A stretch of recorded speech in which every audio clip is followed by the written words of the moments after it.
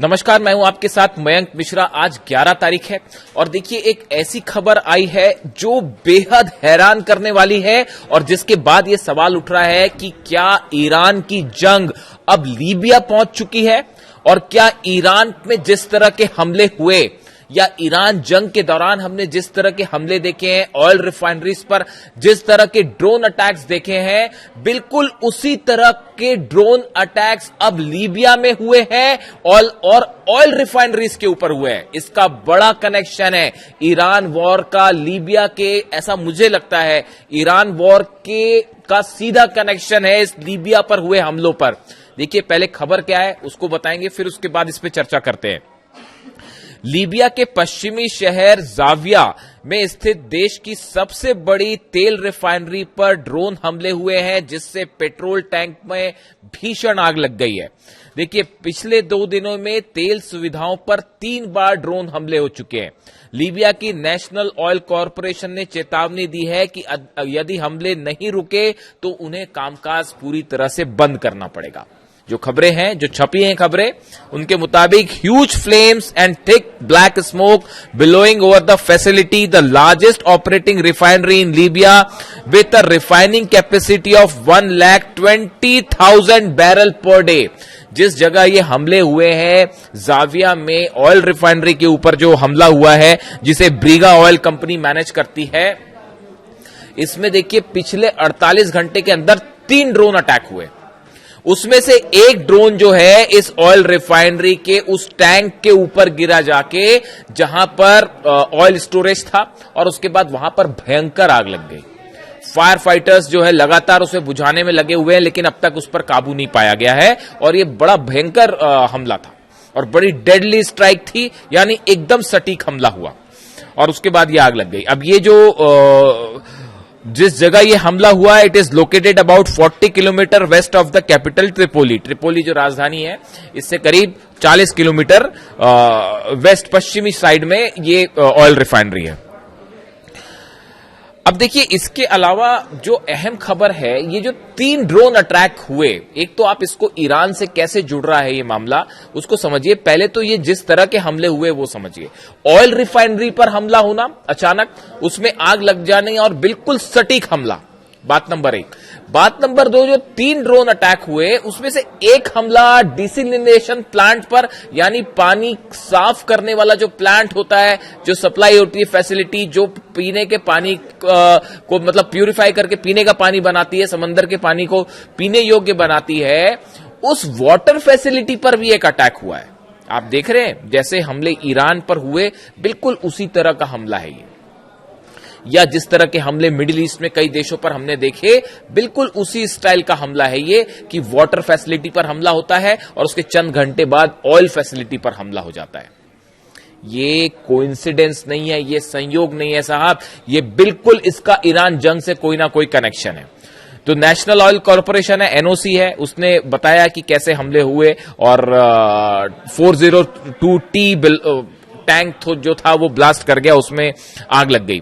अब ये सब कुछ कब हो रहा है? देखिए ये ऐसे हालात के बीच में हो रहा है जब एक खबर आई कि लीबिया अगले दशक की शुरुआत तक तेल उत्पादन को बढ़ाकर 20 लाख बैरल प्रतिदिन करने के लक्ष्य के करीब पहुंच रहा है।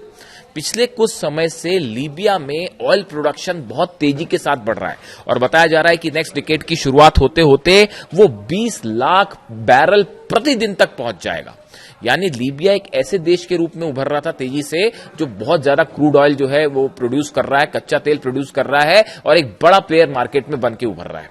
इस बीच में अचानक ऑयल रिफाइनरी पर हमले हुए। कहना मैं ये चाहता हूं, क्या कोई है जो लीबिया के तेल में आग लगाना चाह रहा है, लीबिया के ऑयल को रोकना चाह रहा है? क्या ऐसी कोई साजिश हो रही है यहां पे? देखिए the attacks highlights the continuing security challenges in Libya where rival administration and armed groups have retained influence despite a 2020 ceasefire that halted the major warfare. 2020 में यहाँ के जो 2 अलग अलग गुट हैं इनके बीच में समझौता होता है, सीजफायर हो जाता है, लेकिन उसके बाद अभी फिर से हमले शुरू हुए हैं 2020 के बाद। The country split in 2014 after a NATO-backed uprising that toppled long-time leader Muammar Gaddafi. देखिए आप in 2011 2011 में जिस तरह से गद्दाफी को सत्ता से हटाया गया और नेटो अलाइंड फोर्सेस थी और उनके समर्थक थे, उन्होंने गद्दाफी को सत्ता से हटा दिया।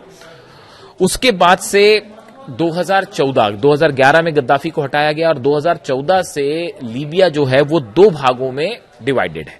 एक तरफ राष्ट्रीय एकता सरकार है जिसे गवर्नमेंट ऑफ नेशनल यूनिटी कहते हैं, जिसके प्रधानमंत्री अब्दुल हमीद दबीबे हैं और नेतृत्व वाली ये सरकार है और ये देश के पश्चिमी हिस्से और राजधानी त्रिपोली पर इसका नियंत्रण है।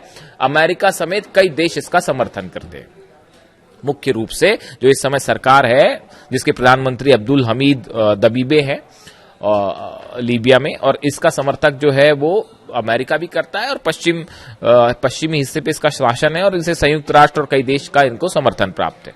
दूसरी तरफ है लीबियाई national army LNA, Libyan national army. Field marshal Khalifa Haftar के नेतृत्व वाला यह गुट देश के पूर्वी और दक्षिणी हिस्से पर नियंत्रण रखता है। यानी एक तरफ सरकार है जिसको अमेरिका और अन्य देशों का समर्थन प्राप्त है, यूएन का समर्थन प्राप्त है। दूसरी तरफ है लीबियाई नेशनल आर्मी जिसको लीड करते हैं फील्ड मार्शल खलीफा हफ्तार, और ये जो है पूर्वी और दक्षिणी हिस्सों पर नियंत्रण रखता है और इसका मुख्यालय बेंगाजी है। यानी एक तरफ ट्रिपोली, दूसरी तरफ बेंगाजी।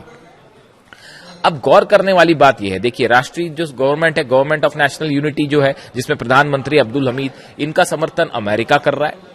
और जो दूसरा गुट है खलीफा हफ्तार का समर्थन जो है, इसका समर्थन रूस करता है। रूस ट्रिपोली स्थित अंतर्राष्ट्रीय स्तर पर मान्यता प्राप्त सरकार के खिलाफ है और पूर्वी लीबिया के ताकतवर नेता खलीफा हफ्तार को कूटनीतिक, आर्थिक और सैन्य सहायता प्रदान करता है।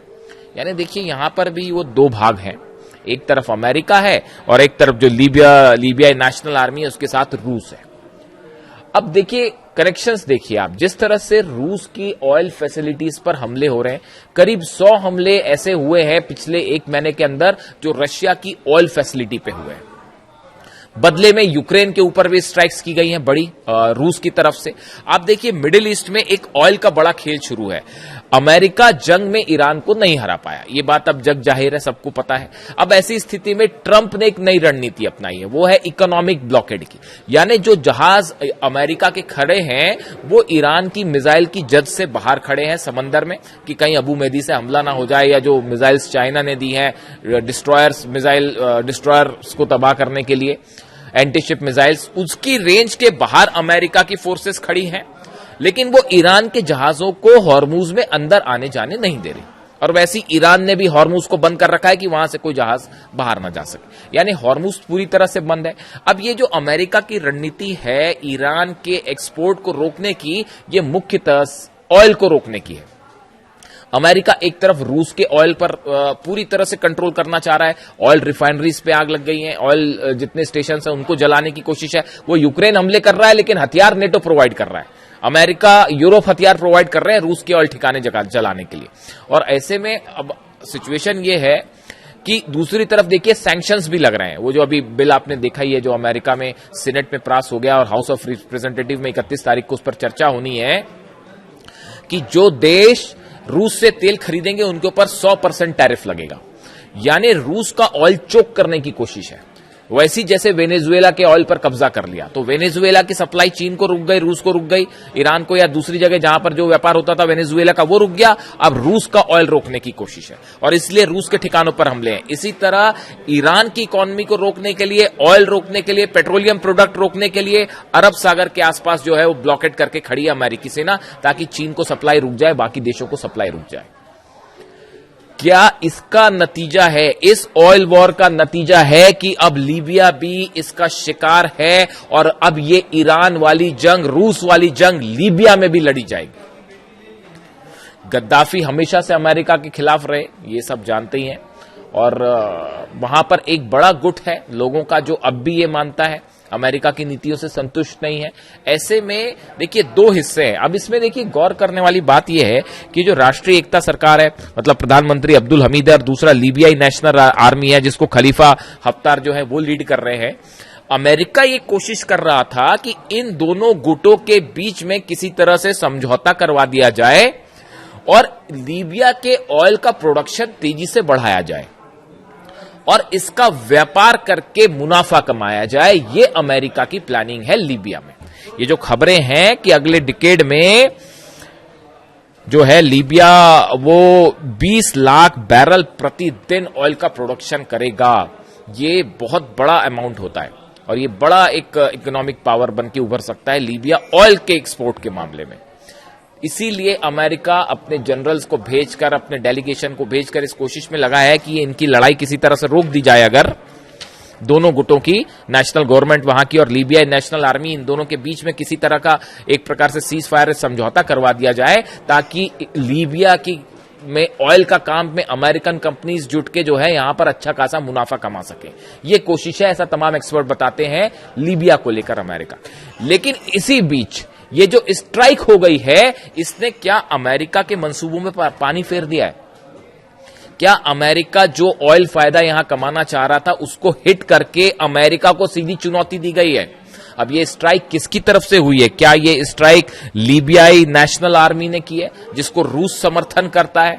ये जो ड्रोन, जिस टाइप के ये ड्रोन्स हमले हुए हैं, क्या इसका ईरान के, जिस तरह के ड्रोन ईरान में बनते हैं, क्या किसी देश ने वही ड्रोन सप्लाई किए हैं? देखिए, बहुत सारे सवाल हैं जो कि अब एक नया फ्रंट खुलता दिख रहा है लीबिया के तौर पे। और ये सिर्फ सवाल लीबिया का नहीं है, पूरे मिडिल ईस्ट के जितने देश हैं, सिर्फ मिडिल ईस्ट ही नहीं, पूरी दुनिया में एक ऑयल वॉर छिड़ता दिखाई दे रहा है, नेचुरल रिसोर्सेस पर कब्जा करने का, ऑयल रिसोर्सेस पर कब्जा करने का, ताकि मार्केट को कंट्रोल किया जा सके। ये बड़ा ऑयल वॉर है जो रूस और अमेरिका के बीच में जारी है। चीन और अमेरिका के बीच में टैरिफ वॉर जारी है। ईरान और अमेरिका के बीच में इकोनॉमिक वॉर जारी है कि कैसे ब्लॉकेट किया जाए। अरब देश जो हैं, उनके साथ उनके ऑयल जितने रिसोर्सेज हैं, जहाज हैं, वो जल रहे हैं लगातार। और ऐसे में अब लीबिया की भी एंट्री हो गई है। इस खबर पे बारीकी से नजर बनी हुई है, जरा चीजें निकल के आए। वो जो ड्रोन स्ट्राइक हुई, वो कहां के ड्रोन थे, किस तरह के ड्रोन थे, कहां से फायर किए, ये सब चीजें सामने आ जाती हैं साहब। और मेरी पूरी कोशिश रहेगी जिम्मेदारी के साथ आपके तक हर सोर्स पहुंचाऊं, ताकि असली हकीकत समझ में आए साहब। वीडियो कैसा लगा कमेंट करके जरूर बताइए और अपने कमेंट्स जरूर दीजिए, मैं कोशिश करूंगा जवाब देने की। Thank you so much.